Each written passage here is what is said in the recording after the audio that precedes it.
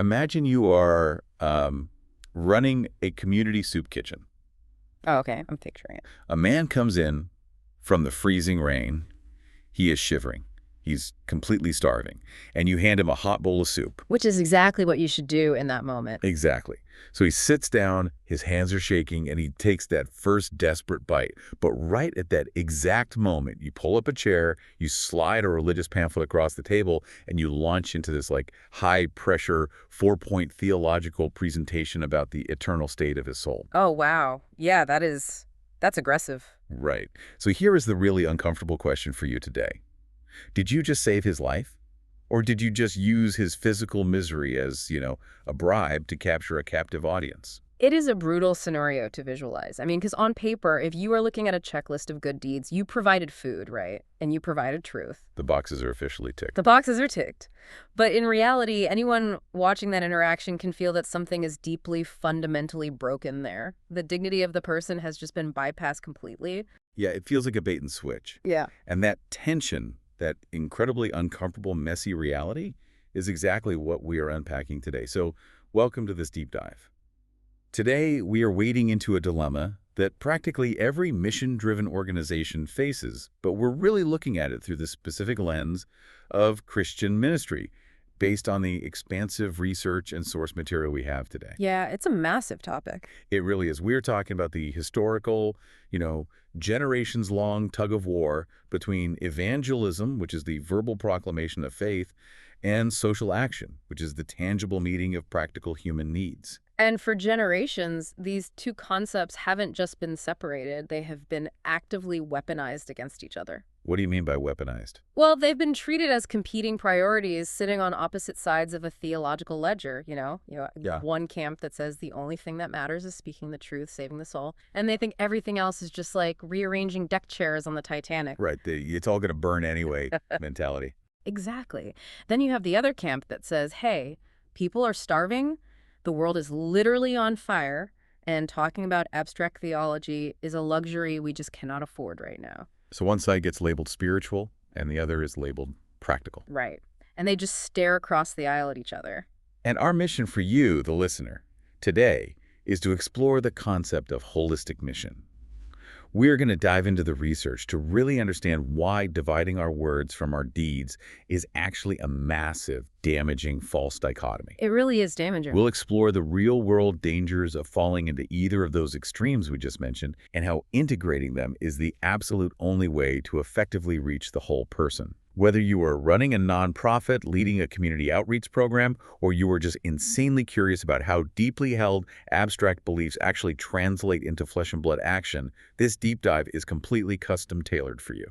Okay, let's unpack this. Before we look at how to fix this division, we need to figure out how it started. Yeah, the origin story is important here. Why do human institutions constantly split what was originally meant to be united? What the research points out right out of the gate is that dividing evangelism and social action isn't just like a minor administrative hiccup or a slight imbalance in a budget. It is a fundamental fragmentation that quietly, over time, weakens both sides of the mission. It rots it from the inside out. Exactly. And what is crucial to understand is the psychology behind it. This split doesn't usually happen because a group of leaders sits in a boardroom and openly rebels against their core beliefs. Right, they aren't twirling their mustaches. No, not at all. It emerges from a much more relatable place. It comes from survival strategies, historical trauma, fear, and honestly, a desperate desire to measure success in a really complicated world. The sources talk a lot about these historical pendulum swings, which I found fascinating. Like in some historical settings, you had groups that were so terrified of theological liberalism, of losing their core message to modern cultural trends that they just completely overcorrected. They built theological fortresses. Yes. They hyper-focused entirely on verbal proclamation and strict doctrinal precision. But then, naturally, a new generation comes along, looks at that cold, distant, hyper-intellectual religiosity, and they just react against it. They swing the pendulum entirely in the other direction. Right. They elevate social justice and practical compassion while kind of abandoning the verbal message because it just feels tainted to them. Both of those movements, you have to understand, they started as genuine, good faith attempts to preserve something precious. One wanted to preserve the truth. The other wanted to preserve love. But they both missed the mark. Right, because eventually those well-meaning corrections became captivities. And the dynamic that accelerates this division today, and this is where the sociological analysis in the text is just brilliant, is that human institutions naturally, almost inevitably, reward what is easiest to count. Oh, the spreadsheet temptation, it is so real. What's fascinating here is that it is the driving force of modern organizational behavior. If you're running a ministry and you want to prove to your board or your donors that you are successful, what do you show them? You show them the numbers. Exactly. You show them the number of meals served, you track the dollars raised, the coats distributed, or on the other side of the pendulum, you count the number of hands raised at a rally, indicating a spiritual conversion. That data is incredibly easy to put on a pie chart. It looks amazing in a glossy year-end philanthropic report. You can point to the graph going up and say, look, we are making an impact. Keep writing those checks. But measuring actual spiritual depth, measuring whether a fractured family is slowly experiencing reconciled relationships or whether a community is growing in long-term moral resilience, that is incredibly messy. It's slow and it's almost impossible to quantify. You can't put a changed heart on a bar graph. You really can't. So ministries naturally, without even realizing they're doing it, drift toward the activities that can be easily displayed in a fundraising campaign. And that structural drift inevitably leads to specialization. And by specialization, we mean creating literal silos. Like you end up with the evangelism department over in building A and the mercy department over in building B. And they almost never talk to each other. Which is exactly how modern corporations function, right? Yeah. I mean, modern institutions reward narrow expertise. Right, but the danger highlighted in the text is what happens when a church mirrors that corporate structure. It accidentally turns its administrative flowchart into its actual theology. Wow, that's a huge shift. It is. Once the administrative categories are treated as biblical hardline divisions, the beautiful unity of the mission gets entirely swallowed up by the machinery of the organization. Wait, I have to push back on this a little bit because I think a lot of leaders listening might be scratching their heads right now. Isn't specialization just basic responsible stewardship? How do you mean? Well, in the business world, having distinct specialized departments is exactly how you get things done efficiently. You absolutely do not want your marketing team running your supply chain logistics. That would be a disaster. So why shouldn't a ministry or a community outreach operate with that same ruthless efficiency? It's a totally logical question, especially in our, hyper-optimized culture. The authors of the source material address this tension head-on. The fundamental difference they point out is that a church or a holistic ministry is meant to operate as a living body, not as a mechanized business. Okay, a body, not a business. Right. Bodies are complex, interdependent ecosystems. When a body divides its mouth, its speaking, its proclamation of truth from its hands, its serving, its compassion, it doesn't suddenly become highly efficient. It becomes paralyzed. That is a really stark way to look at it. Paralyzed, not optimized. Because efficiency in the corporate sense relies on isolating tasks to maximize short-term output. But in the realm of deep human flourishing, if you sacrifice the integration of truth and love just for the sake of quick results or neat administrative categories, the text argues you end up shaping a profoundly shallow church. You train your community to believe that you can have sermons without service or service without sermons. Exactly. Slowly, the people forget that both are actually required for a complete, credible witness to the world. The text actually uses a brilliant visceral analogy for this: breathing. It says a healthy, integrated church is like a body that breathes. You have inhalation and exhalation. Word and deed. That's a great metaphor. Right. A ministry that only exhales, meaning it is constantly serving, giving, running food drives, building houses, but never taking in or proclaiming the foundational truths, it will eventually collapse from sheer spiritual exhaustion. They'll burn out. Exactly. But a church that only inhales, one that only takes in teaching, constantly sitting through lectures, hoarding knowledge, but never moving a single muscle to help the vulnerable, will suffocate on its own stagnation. The human body was never designed to hold its breath forever or continuously exhale. The rhythm of taking in and giving out is what actually sustains life. And this idea of biological rhythm, of breathing, brings us perfectly to the ultimate model of this integrated life. If we want to see what this breathing actually looks like in practice, the text points us away from modern sociological theory and directly back to the foundational blueprint. Jesus in the early church. Jesus in the early church. The source material is emphatic on this point. If you want to understand holistic mission, you cannot start with modern demographic strategies or like marketing playbooks. You have to start with Christology. Hold on, let's pause right there for a second. Christology is one of those heavy academic words that can instantly lose people. What does that actually mean for the everyday person listening right now? Fair point, yeah. Christology simply means the study of who Jesus is and what he actually did. The text is saying, look at the historical record of Jesus' life. He didn't just walk around the ancient Near East announcing the kingdom of God as some, abstract philosophical concept. Right, he wasn't a Greek philosopher on a podium? No. He enacted it. He demonstrated what the world looks like when God is in charge. He didn't just stand on a balcony delivering safe lectures to the masses. He was in the dirt.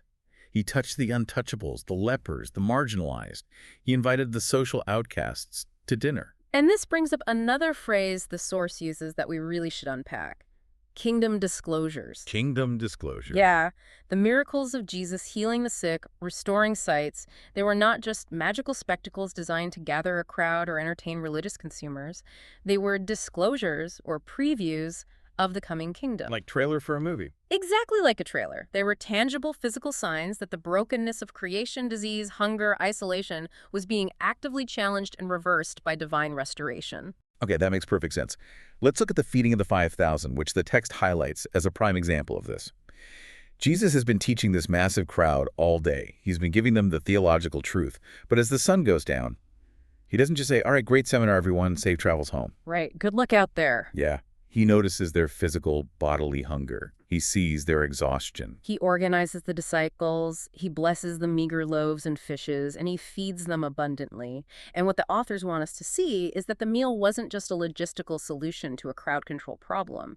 It was theology made tangible. Wow. It communicated without words that the ultimate reality of God does not stand apart from human scarcity as a detached, unsympathetic observer. God enters into the scarcity, into the hunger, and actually transforms it. The source takes this integration even further, pointing to the historical event of the cross itself as the supreme ultimate integration of word and deed. It argues that the cross isn't just an emotional symbol. It is a public, brutal historical act where absolute justice, profound mercy, unyielding truth, and radical love all collide in one specific moment. The text argues that at the cross, the reality of human sin and rebellion is named and dealt with, which satisfies truth and justice. But simultaneously, unimaginable grace and forgiveness are freely given, which is the ultimate expression of mercy and love. So it's both at once. Yes. The cross is concurrently the loudest proclamation of truth and the most visceral demonstration of compassion in human history. It makes me think of an analogy. It's like the difference between reading a recipe card and actually sitting down to taste the meal. I like that. The preaching, the verbal proclamation that is handing someone the recipe. It tells them what the ingredients of a restored life are. It explains the truth of how it's made, and that is incredibly important. You obviously need the recipe, but the healing, the feeding, the tangible acts of mercy that is letting them actually taste the food. Because handing someone a recipe for bread when they are actively starving doesn't nourish them. It actually mocks their hunger. It's almost cruel. It is. Yeah. And the historical texts of the early church show that they understood this dynamic perfectly. The source material takes us through the book of Acts to show how this integration was lived out in real time. Take Acts chapter 3. Peter and John are walking to the temple and they encounter a man who has been paralyzed from birth, begging for list change. Right. Peter doesn't just hand him a coin, but he also doesn't just hand him a theological scroll. He says, "Silver and gold have I none, but what I do have, I give to you. In the name of Jesus Christ of Nazareth, rise up and walk." He doesn't give the guy a systematic theology lecture while the guy is literally sitting in the dirt. He heals the body to validate the message. Exactly. The physical miracle provides the undeniable credibility for the spiritual preaching that immediately follows.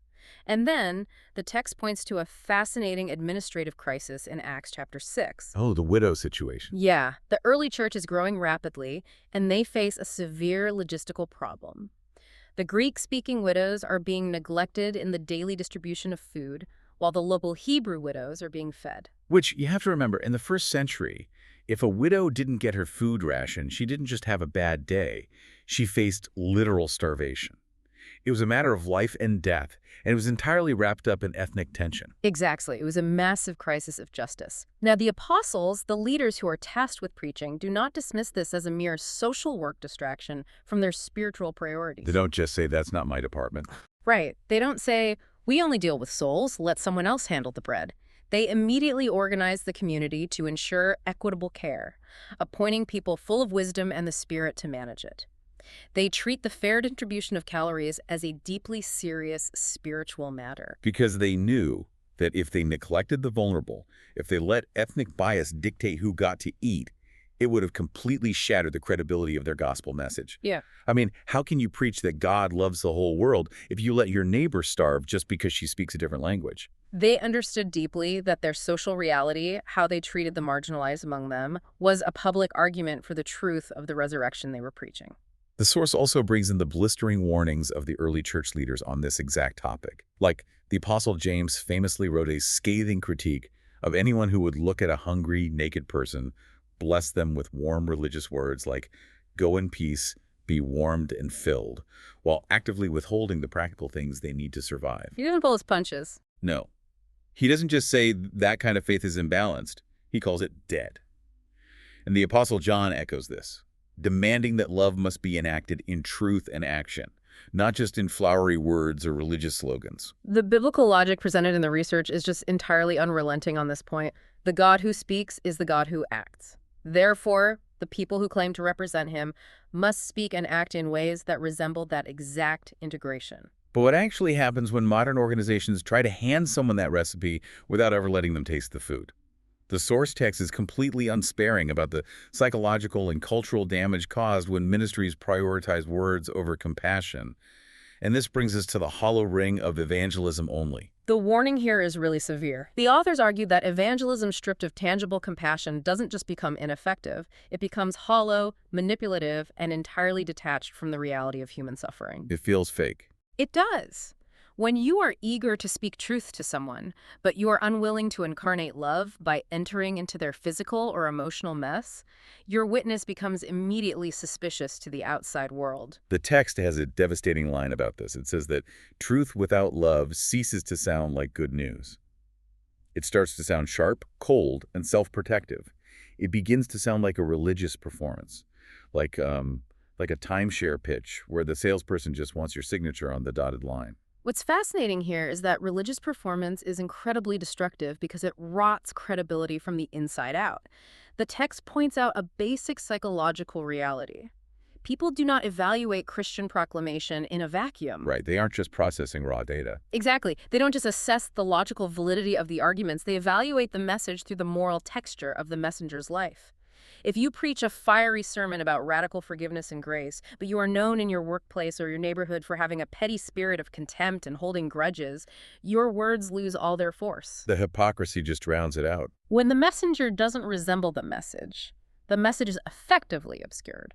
The research points out that detaching the gospel from bodily suffering actually implies a reduced, almost heretical theology. It's like treating human beings as if they are just, disembodied brains walking around waiting to receive the correct theological download. Which is a terrible way to view people. It communicates a terrible subtext. It basically says, your eternal soul is very important to my statistics, but your current physical suffering is a distraction and an inconvenience to me. Which fundamentally contradicts the entire concept of the incarnation, the belief that God took on flesh, inhabited the human condition, and suffered physically. So, this raises an important question for any leader. How do ministries avoid the trap of turning broken people into projects? Oh, the project mentality. Yeah. Anyone who has been around outreach programs knows exactly what that feels like. The source explains the mechanics of this perfectly.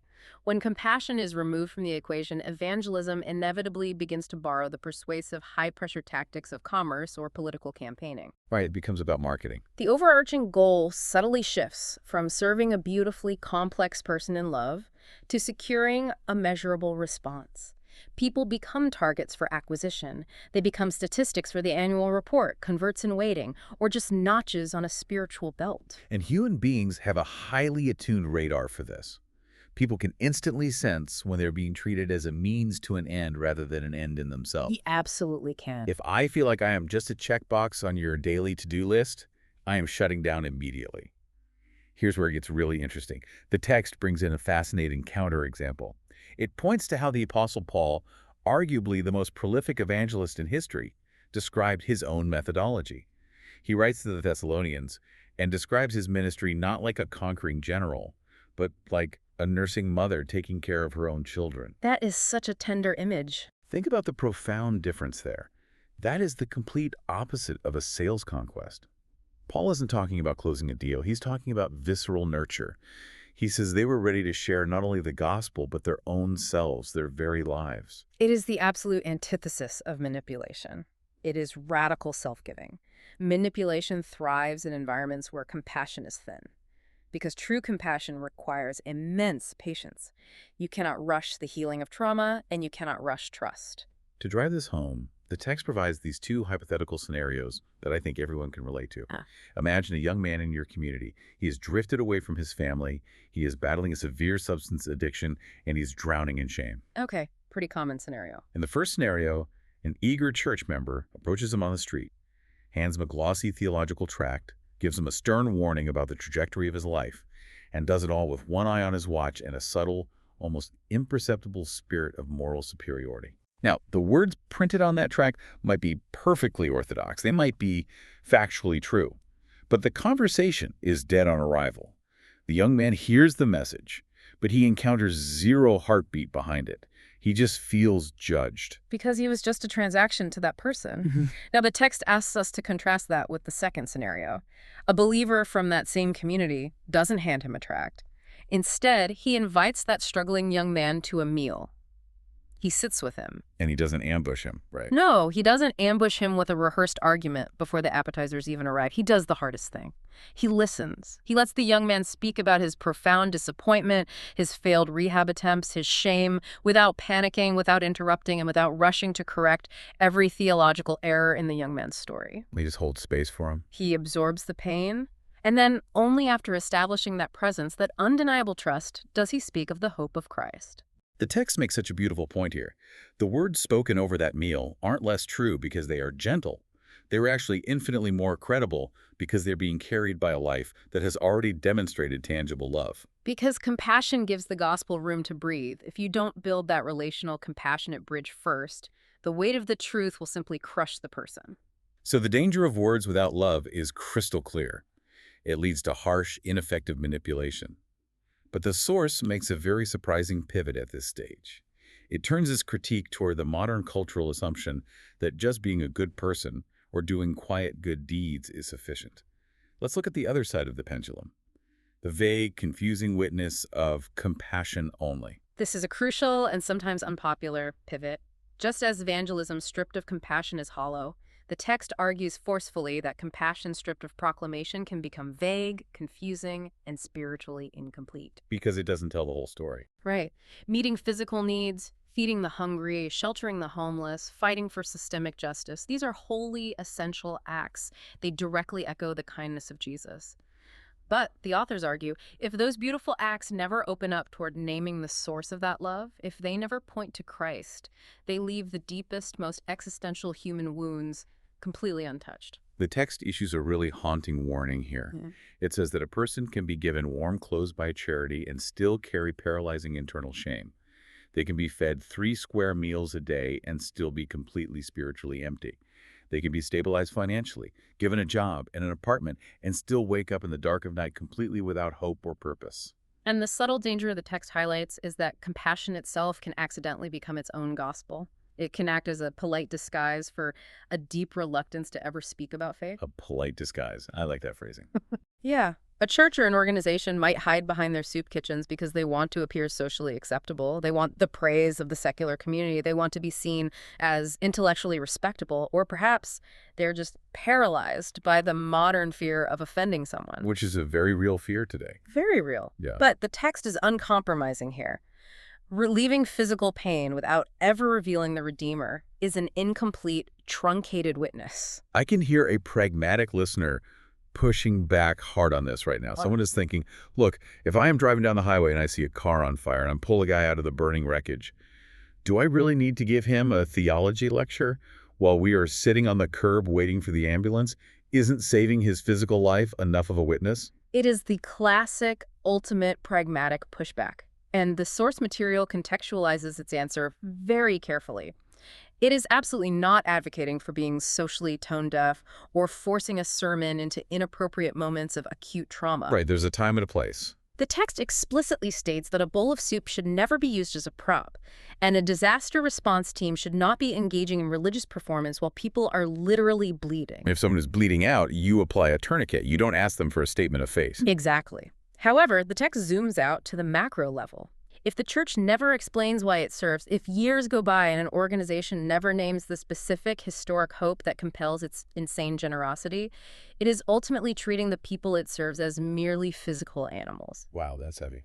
It is quietly ignoring their profound spiritual alienation and their deeper need for ultimate reconciliation with their Creator. Yes, you pulled the man from the burning car today, that's amazing.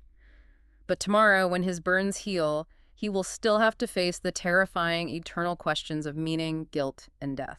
The historical reality is that the early believers didn't fan out across the Roman Empire to build secular humanitarian NGOs with slight biblical accents. They built vibrant, vocal testimonies to the reign of God. That is the vital distinction. Silence in the name of safety or silence in the name of cultural respectability is ultimately a failure of clarity. And the text makes a profound, paradigm-shifting statement. Clarity is a form of love. Clarity is love. Yes. Offering someone a life-saving gift without ever telling them why you are giving it or who motivated you to give it is like handing someone a beautiful gift but aggressively hiding the identity of the giver. It leaves the recipient totally confused. This brings us to the absolute core of how a genuinely holistic organization should view the people it is trying to serve. To avoid the extreme of hollow, manipulative words, and to avoid the extreme of vague, silent deeds, we have to stop flattening complex human beings into a single, easily manageable category of need. This is where the source introduces the concept of the anatomy of human need. The authors emphasize that a faithful ministry must fiercely resist the psychological habit of reducing people to one dimension. Because it's so easy to do. It is so easy for a volunteer to look at a line of people and say, they are just hungry, or they're just addicted, or they're just unhoused.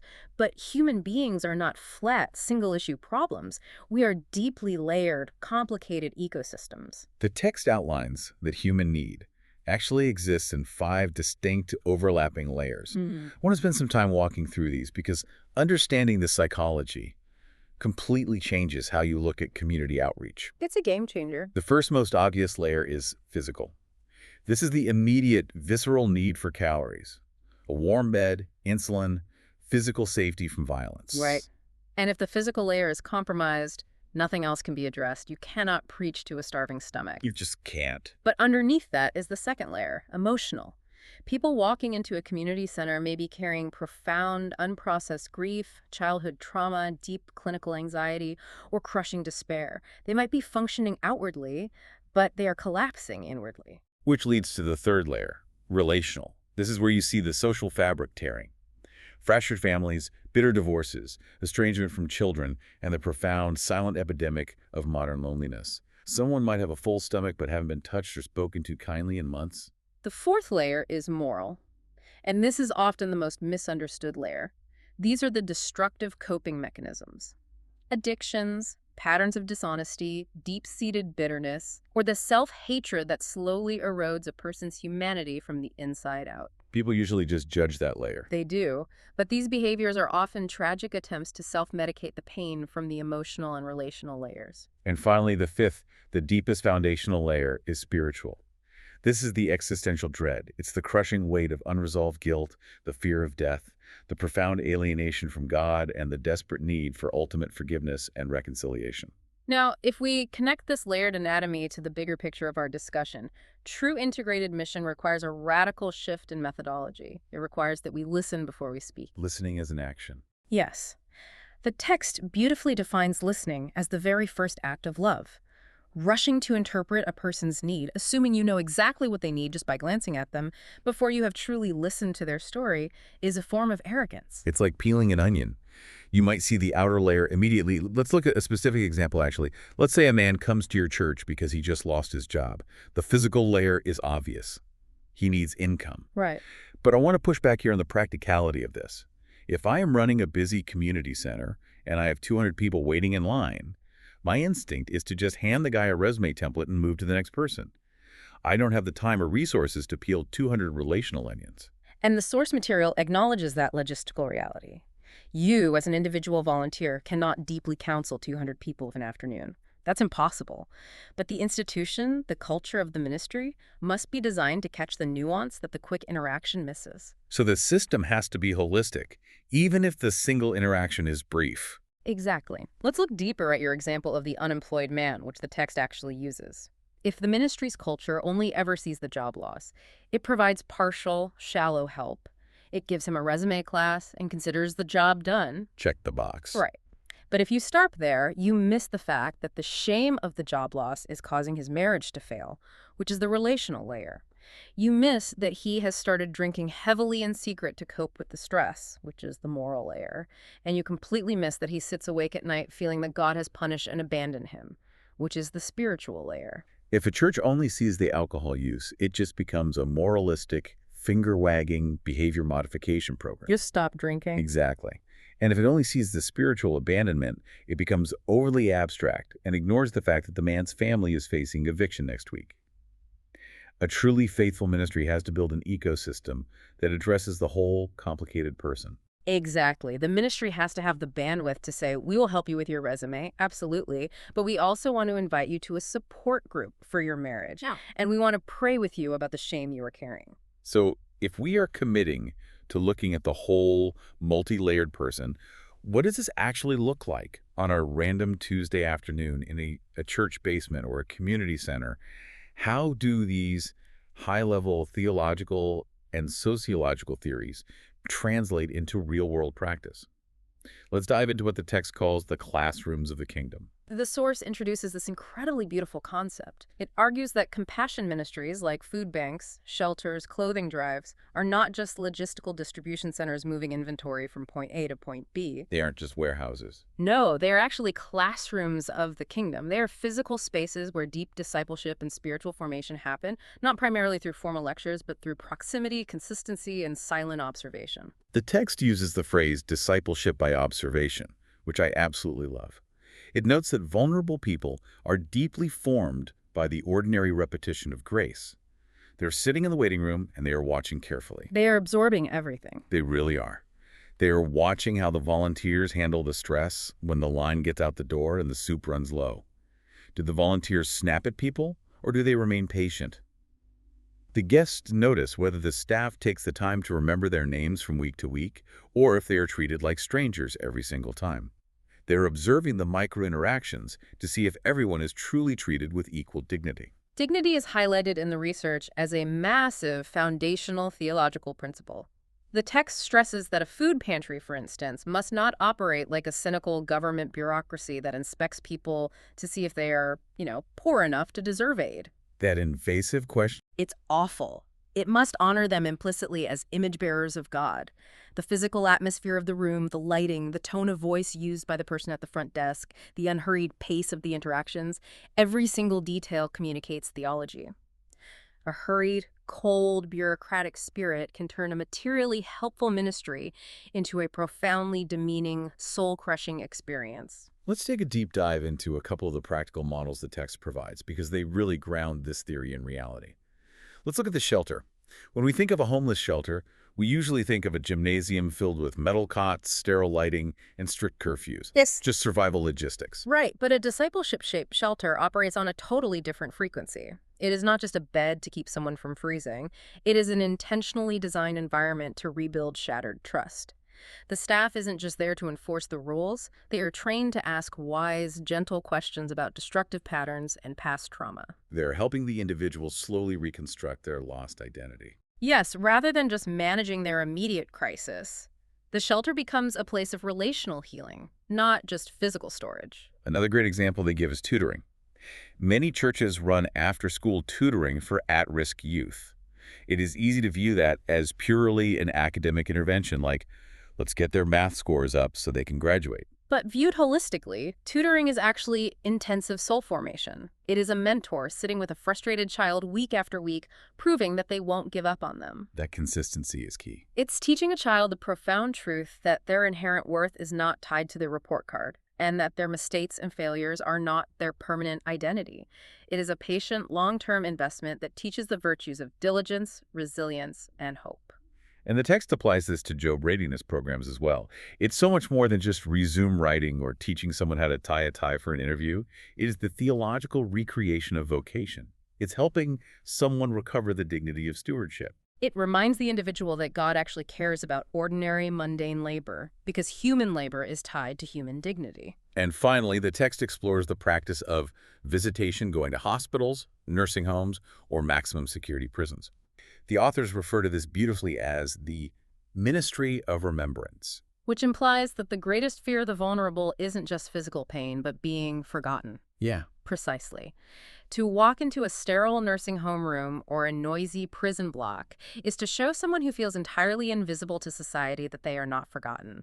The sheer, repeated act of physically showing up is often far more spiritually powerful than a single, perfectly crafted theological conversation. It teaches the isolated person, through action, that God does not abandon the hidden. So when we boil all of this down, what does it mean for the person running the program?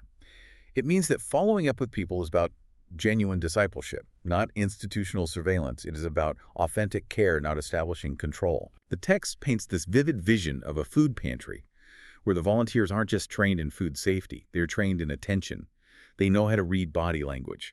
They know how to ask someone if they would like someone to pray with them. But they do it with such grace that there is no pressure, no assumption, and no forcing the issue.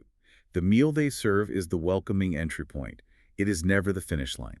It emphasizes that presence almost always matters more than performance. A true ministry of presence looks at a broken person and says, silently through its actions, "You matter enough for us to stay near you in the mess." It doesn't just toss a resource at them from a safe distance and walk away feeling justified.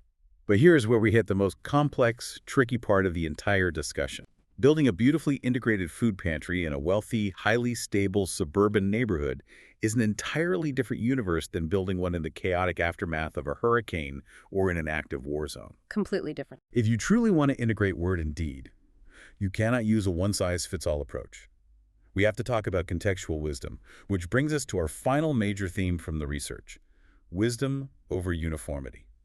The source is adamant that achieving balance does not mean forcing uniformity. It absolutely does not mean creating a rigid mechanical symmetry where every single outreach event, regardless of the context, has to have an exact 50-50 ratio of preaching a sermon to handing out a sandwich. Because that would be ridiculous. It would. The authors argue forcefully that leaders must resist the lazy urge to copy and paste successful ministry templates from one context into another. What works brilliantly and brings life in a suburban context may completely fail, alienate people, or even cause deep psychological harm in a different cultural reality. The text gives us 4 very distinct scenarios to illustrate this need for flexibility. Let's really look at these. The first one is a disaster zone. Think of a community that has just been leveled by an earthquake or a tornado. In a disaster zone where people are in shock, they're mourning lost loved ones, and terrified about where they will sleep, the absolute immediate requirement is intense material relief and silent, comforting presence. You aren't handing out tracts there. If a ministry group rolls in and starts speaking too quickly, or worse, insists on a doctrinal presentation before handing out bottled water, it displays a profound, almost grotesque lack of empathy and understanding. In that moment of acute trauma, the gospel is spoken incredibly softly, if at all, alongside massive visible care. Now, contrast that with scenario 2. A stable suburb. This is the opposite end of the spectrum. In an affluent suburb, the residents have complete material security. They have full pantries and good insurance.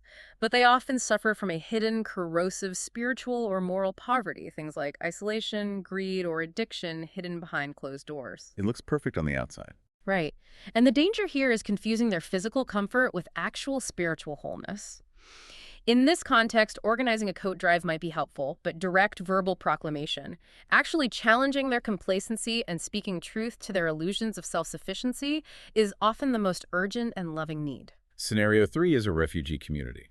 You are dealing with people who have fled violence and systemic persecution. This demographic requires highly specialized trauma care, legal advocacy, and the creation of an unconditionally safe space. The church must understand that the refugee's nervous system is likely locked in fight or flight.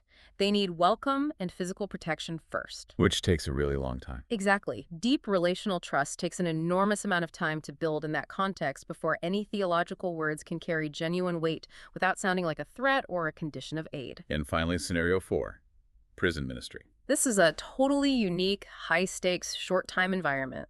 It requires an intense integration. Very direct, clear proclamation combined with overwhelming, non-judgmental compassion. Because they have such limited time with the inmates. Right. The volunteers must explicitly treat the incarcerated individuals as image bearers of God, offering them the radical hope of forgiveness without cheapening the reality of justice, and refusing to define their entire existence simply by their worst crime. It really all comes down to the wisdom of timing. The text makes a profound point that timing isn't just a matter of social grace.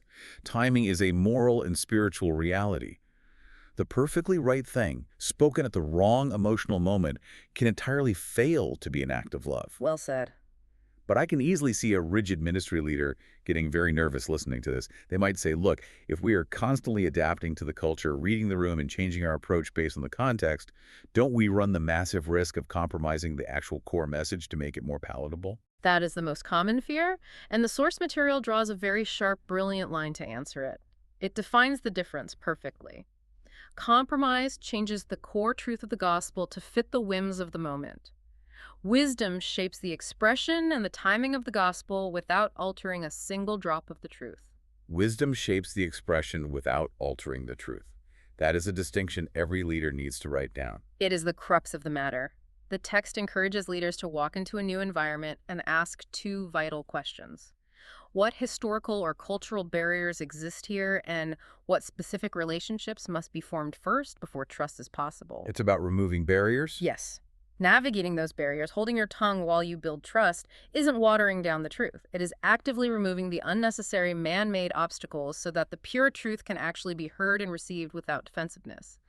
It is the hard work of translating an ancient hope into a lived, contextual reality without changing the DNA of the hope itself. Okay, let's zoom out and summarize this incredibly dense, fascinating journey. We started by looking at the organizational X-ray, seeing how historically dividing the word from the deed, divorcing evangelism from social action, creates a destructive false dichotomy, a completely false choice. We saw how this division leaves well-meaning ministries either hollow, manipulative, and cold, or vague, polite, and spiritually incomplete.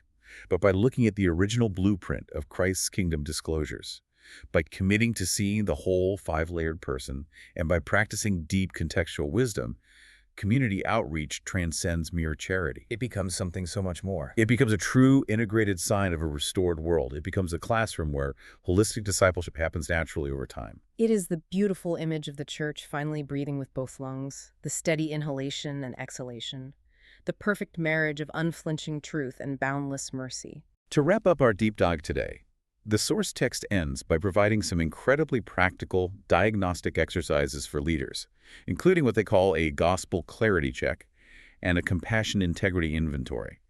And I want to leave you, the listener, with a challenge based directly on those tools. It's a great challenge. Whether you run a massive nonprofit, lead a small community group, or are just trying to be a better neighbor, I want you to think critically about your own life and your own service. Are you walking around assuming the deep meaning behind your good actions is obvious to others when it might actually be hidden by your silence? Are you constantly using loud, truthful language without actually embodying the grace of those words in your physical actions toward the marginalized? Or on the flip side, are you running highly efficient, data-driven programs while slowly forgetting to treat the people in line as layered, complex, beautiful neighbors? Exactly. Take a moment this week. Identify one of your vague, perhaps disconnected good intentions, and do the hard, messy work of translating it into a concrete, fully integrated action. Because as the research made devastatingly clear at the very beginning, a healthy, living body cannot separate the truth of its voice from the compassion of its hands. The diagnostic waters of human need might be incredibly murky, and the X-ray might be hard to read, but the treatment protocol is absolutely clear. You cannot just hand a starving person the recipe. You have to sit down, look them in the eye, and let them taste the meal. Thank you for taking this deep dive into the source material with us. We will catch you next time.